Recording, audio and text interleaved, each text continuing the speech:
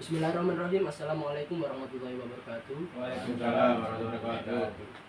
Eh, di materi kali ini kita akan mempelajari tentang fikih, yakni tentang sholat Id-Ain. Pertama-tama sebelum kita memulai pelajaran, marilah kita membaca surat Al-Fatihah agar kita diberikan kelancaran dalam menggali ilmu. Bismillahirrahmanirrahim. Alhamdulillahirabbil alamin arrahmanir rahim maliki yaumiddin iyyaka na'budu wa iyyaka nasta'in ihdinas siratal mustaqim siratal ladzina an'amta 'alaihim ghairil maghdubi 'alaihim waladdallin. Lalu kita membaca raditu billahi robba walil islami dina wa bi muhammadin nabiyya wa rasulah rabbi zidni ilma warzuqni fahma amin ya rabbal alamin. Amin. Sebelum kita memasuki dalam materi kali ini, saya akan mengabsen terlebih dahulu. Pertama, Ahmad Ardiansyah hadir. Apakah hadir? Iya. Hadir.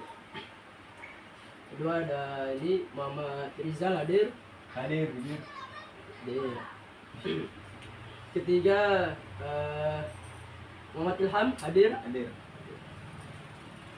Oke, selanjutnya saya akan memasuki materi salat Id-Ain.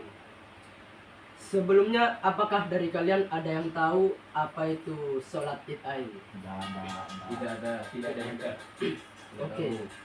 Di sini pengertian dari salat Id-Ain itu sendiri adalah salat yang dilaksanakan oleh umat muslim pada hari raya, yaitu pada hari raya Idul Fitri dan Idul Adha. Salat ini memiliki ciri khas tersendiri dan dilakukan sebagai bentuk ibadah dalam rangka merayakan hari besar agama Islam. Untuk pelaksanaan salat Id-Ain biasa dilakukan pada pagi hari setelah terbitnya matahari sebelum waktu salat duha. Adapun tujuan dari salat Id-Ain adalah tidak hanya sebagai ibadah formal, tapi juga sebagai sarana untuk mempererat tali silaturahmi antar umat muslim. Untuk hukum dari salat Id-Ain adalah sunnah muakkad yang dimana menjadi salah satu ibadah yang dianjurkan bagi umat Islam. Hal ini berarti meskipun bukan wajib mutlak seperti salat 5 waktu, melaksanakan salat ini sangat dianjurkan dan mendapatkan pahala yang sangat besar. Yang kedua, di sini ada dalil dari salat Id-Ain. Dari Abu Sa'id Al-Khudri radhiyallahu anhu, Rasulullah shallallahu alaihi wasallam bersabda, sesungguhnya Allah Subhanahu wa taala telah menetapkan bagi kalian 2 hari raya yang lebih besar daripada hari-hari yang lainnya, yaitu Idul Fitri dan Idul Adha. Hadis riwayat Abu Daud dan Ibnu Majah.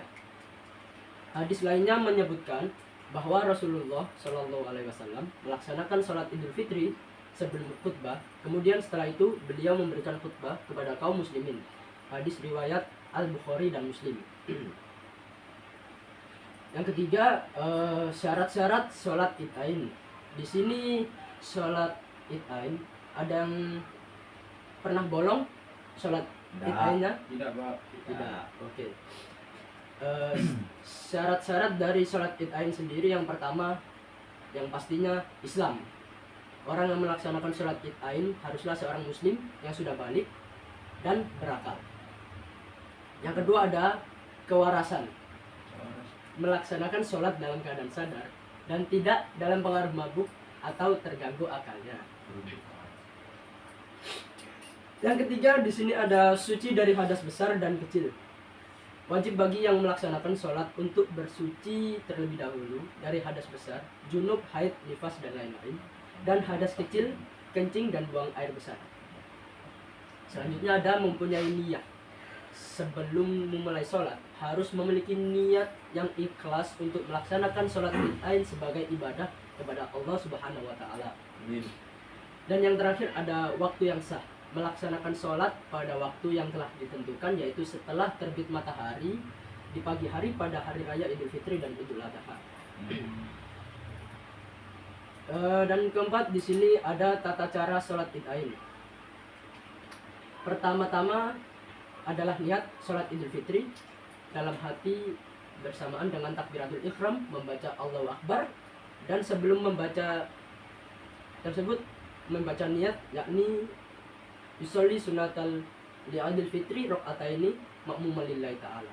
Atau jika kalian imam bisa membaca imaman lillahi ta'ala. Selanjutnya kita membaca doa iftitah. Kemudian disunahkan untuk takbir sebanyak 7 kali. Di sela-sela tiap takbir dianjurkan untuk membaca Allahu Akbar kabira walhamdulillahi katsira wa subhanallahi bukratan wa asila. Atau juga bisa membaca subhanallahi walhamdulillah wa la ilaha illallah wallahu akbar. Setelah itu membaca surat Al-Fatihah, dan setelah itu disunahkan untuk membaca surat Al-A'la. Lalu dilanjutkan ke ruku, sujud, duduk di antara 2 sujud, dan seterusnya hingga berdiri lagi seperti sholat biasa. Setelah takbir untuk berdiri di rakaat kedua, disunahkan untuk takbir sebanyak 5 kali, seperti takbir pada rakaat pertama. Kemudian membaca surat Al-Fatihah dan dianjurkan membaca surat Al-Ghasyiyah. Lalu lanjut ke ruku, sujud, dan seterusnya hingga salam. Selesai salam jamaah dianjurkan untuk mendengarkan khutbah yang disampaikan khatib terlebih dahulu. Jangan dulu beranjak dari tempat. Yang kelima, di sini ada hikmah dari sholat Id Ain. Sholat Id Ain sendiri memiliki beberapa hikmah dan manfaat yang penting bagi umat muslim. Yang pertama ada menyatukan umat muslim. Sholat Id Ain sendiri memberikan kesempatan bagi umat muslim untuk berkumpul secara besar-besaran di masjid atau lapangan tanpa memandang perbedaan sosial, ekonomi, atau etnis. Ini memperkuat rasa persatuan dan kebersamaan di antara mereka. Yang kedua ada meningkatkan ketakwaan. Melalui pelaksanaan sholat Id Ain, umat muslim diberi kesempatan untuk mendekatkan diri kepada Allah Subhanahu wa Ta'ala dan meningkatkan ketakwaan mereka. Sholat ini mengingatkan mereka akan kewajiban sebagai hamba Allah dan meneguhkan komitmen untuk taat kepadanya. Yang ketiga ada merayakan kemenangan spiritual. Idul Fitri dan Idul Adha merupakan hari raya yang menandai momen penting dalam agama Islam, seperti kemenangan spiritual Idul Fitri setelah menjalani ibadah puasa Ramadan dan pengorbanan dalam mengikuti jejak Nabi Ibrahim alaihissalam. Sholat Id Ain menjadi bentuk syukur dan perayaan atas kemenangan dan kepatuhan ini. Keempat ada menguatkan jalinan silaturahmi. Berkumpulnya umat muslim dalam sholat Id Ain juga menjadi kesempatan untuk mempererat tali silaturahmi di antara mereka. Mereka saling bertegur sapa, memberikan ucapan selamat, dan berbagi kebahagiaan dalam suasana yang penuh dengan kebaikan dan cinta kasih. Kelima, ada pelajaran dan nasihat dari khutbah. Setelah sholat Id Ain, umat muslim mendengarkan khutbah yang disampaikan oleh khatib. Khutbah ini berisi nasihat-nasihat Islami yang relevan dengan kondisi umat pada saat itu, serta mengingatkan mereka akan nilai-nilai agama dan tuntutan yang harus diikuti. Dan yang terakhir ada membiasakan kebaikan dan amalan sunnah. Sholat Id Ain termasuk dalam amalan sunnah muakkadah yang dianjurkan dan sangat ditekankan untuk dilaksanakan oleh umat muslim. Dengan melaksanakan sholat Id Ain, umat muslim membiasakan diri dengan amalan-amalan sunnah yang penuh berkah dan pahala dari Allah Subhanahu wa Ta'ala.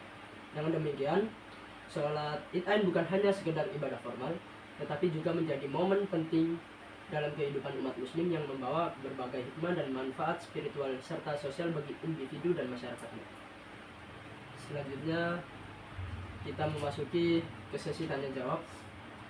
Barangkali dari kalian yang bisa menjawab akan mendapatkan nilai tambahan. Itu kecuan. Siap-siap ya. Soal pertama, apa yang kalian ketahui tentang sholat Id Ain? Ya Pak, ya.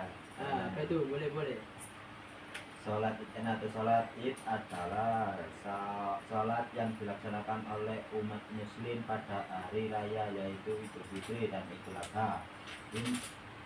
Ini adalah sholat khusus yang dilakukan sebagai bentuk ibadah untuk merayakan momen penting dalam agama Islam. Bagus. Selanjutnya ada sebutkan jumlah rakaat sholat Id Ain. Saya Pak. Apa? 2 rakaat. 2 rakaat. Bagus. Selanjutnya soal ketiga, kapan waktu melaksanakan sholat Idul Fitri dalam tanggal Hijriah? Ada yang tahu? Saya. Oke, apa? Silakan. Sholat Idul Fitri dilaksanakan pada pagi hari setelah terbitnya matahari pada hari pertama bulan Syawal. Hari Idul Fitri sendiri ditentukan berdasarkan pengamatan hilal bulan Sabit baru setelah bulan Ramadan berakhir. Bagus. Dan di sini soal keempat selanjutnya, kapan waktu melaksanakan sholat Idul Adha dalam tanggal Hijriah? Ada yang tahu? Ya Pak, Oke, apa? Silakan. Idul Adha atau hari raya haji jatuh pada tanggal 10 Zulhijjah dalam tanggalan Hijriah. Salat Idul Adha dilaksanakan pada pagi hari tanggal 10 Zulhijjah setelah terbitnya matahari. Penentuan tanggal Idul Adha juga didasarkan pada pengamatan hilal bulan Sabit baru atau serupa dengan Idul Fitri. Bagus. Di soal terakhir, yakni sebutkan hal-hal yang disunahkan sebelum sholat Idul Fitri. Ada yang tahu? Saya Oke, silakan. mandi wajib, memakai pakaian terbaik, mengonsumsi makanan sebelum sholat. Bagus. Oke, berakhir sudah materi pembelajaran kita kali ini. Sebelum saya tutup, saya meminta maaf sebelumnya jika ada perkataan yang salah, perkataan yang kurang berkenan. Sebelum kita pulang, marilah kita berdoa terlebih dahulu agar diberi keselamatan dalam perjalanan. Berdoa dimulai.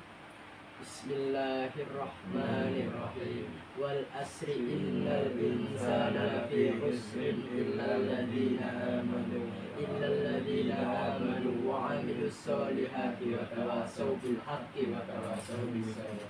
Amin ya rabbal. Sekian dari saya, kurang lebihnya mohon maaf. Wassalamualaikum warahmatullahi wabarakatuh.